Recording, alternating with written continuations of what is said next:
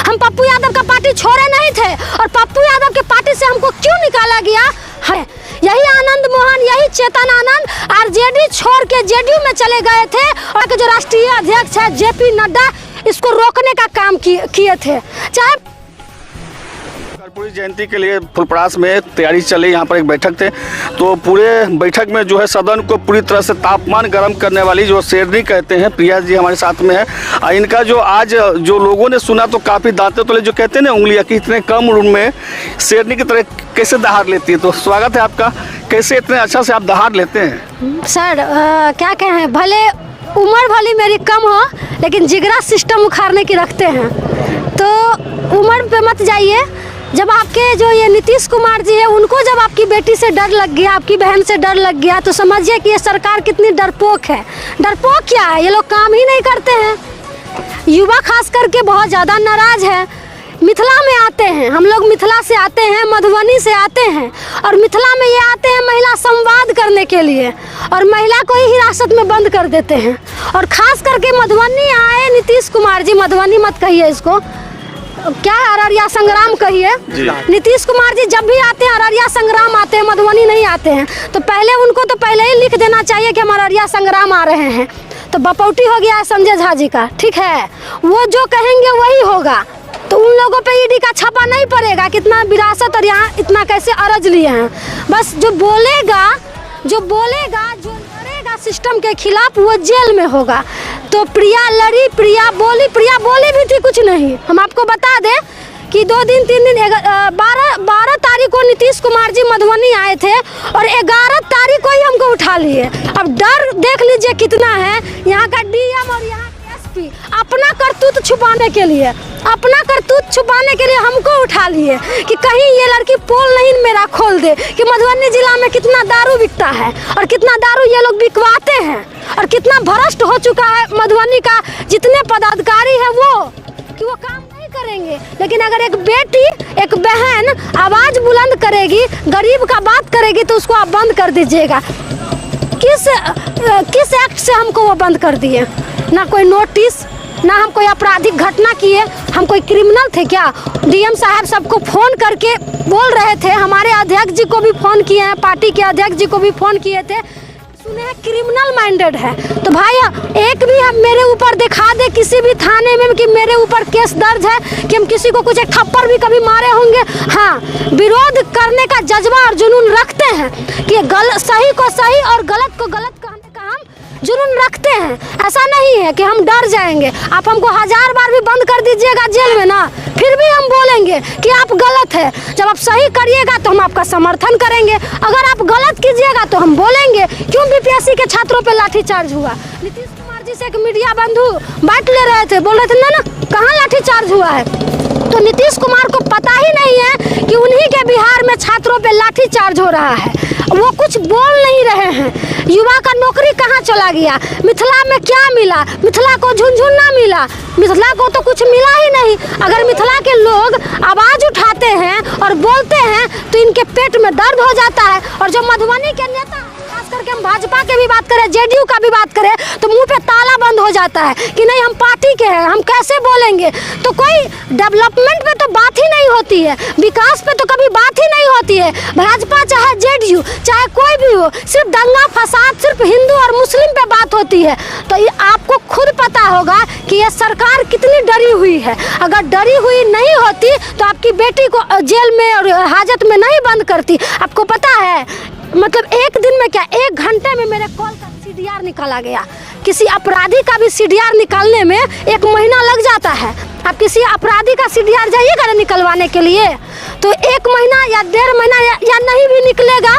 लेकिन आपकी प्रिया का सीडीआर 1 घंटे में निकल गया। और हम किन लोगों से मेरी बात हुई थी उन लोगों को टॉर्चर किया गया। अब बताइए, मेरे घर पे थाना की गाड़ी आती है, हमको उठा के ले जाती है जिप्सी में, जैसे लग रहा था कि हम कोई क्राइम किए हैं। इतने अपराधी घूम रहे हैं खुलेआम, उनको तो ये लोग पकड़ते नहीं हैं, उनको तो ये लोग संरक्षण देते हैं। जितने अपराधी मधुबनी में घूमते हैं सबको संरक्षण कौन देता है? तो यहाँ का नेता देते हैं, यहाँ का प्रशासन देता है। आम जनता को पता ही नहीं चलता है कि मरवाता वो भी है, छोड़वाता भी वही है, कटवाता भी वही है। यहाँ का नेता कितना तेज है, केसों करवा देगा, छोड़वाने के लिए भी जाएगा। और शोषण किसका होता है? तो गरीब को, तो गरीब का तो पता ही नहीं चलता है। आपको पता होगा कि मधुबनी जिला में कई बॉर्डर है और कई बॉर्डर पे कितना दारू बिकता है, बहुत दारू बिकता है। आप देखते होंगे गरीब को पकड़ के जेल में बंद कर देता है, लेकिन जो माफिया होता है बड़े बड़े, उनको ये लोग संरक्षण देते हैं, उनसे ये लोग पैसा लेते हैं। अगर हम इस पे बोलते हैं तो हमको भी जेल में बंद कर देंगे। तो अब लोकतंत्र नहीं बचा हुआ है, लोकतंत्र खत्म हो चुका है।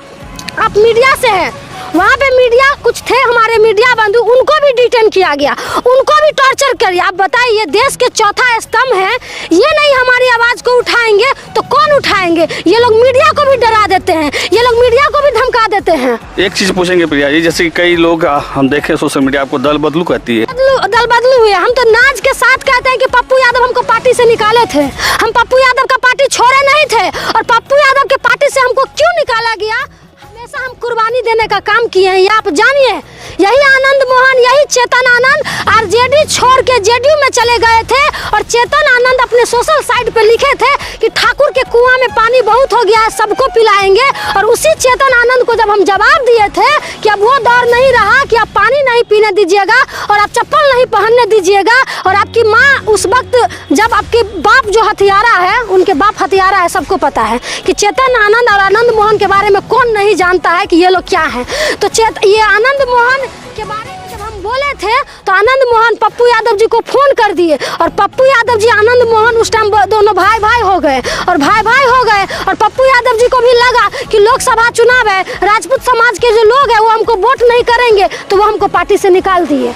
अब बताइए, जो बेटी लड़ी आपके लिए, आप उसी को पार्टी से निकाल दिए, तो हम दल बदलू कैसे हो गए? हम तो धन्यवाद करते हैं तेजस्वी यादव जी को, जो हमेशा पिछड़ा अति पिछड़ा बहुजनों की बात करते हैं। हम धन्यवाद करते हैं, उस वक्त उस बेटी को अकेले नहीं छोड़े, और अपने 5 नंबर आवास पे खुद फोन करके बुला के उस बेटी का हाथ थामने का काम किए, और उस बेटी को भरोसा दिलाए कि तुम डरो नहीं, तुम जैसी हो तुम वैसे ही रहना, और वैसे ही इन लोगों को ललकारते रहना। और प्रिया आज भी वैसी ही है। आपको पता है, पटना यूनिवर्सिटी में यही भाजपा के जो राष्ट्रीय अध्यक्ष है जेपी नड्डा, इसको रोकने का काम किए थे।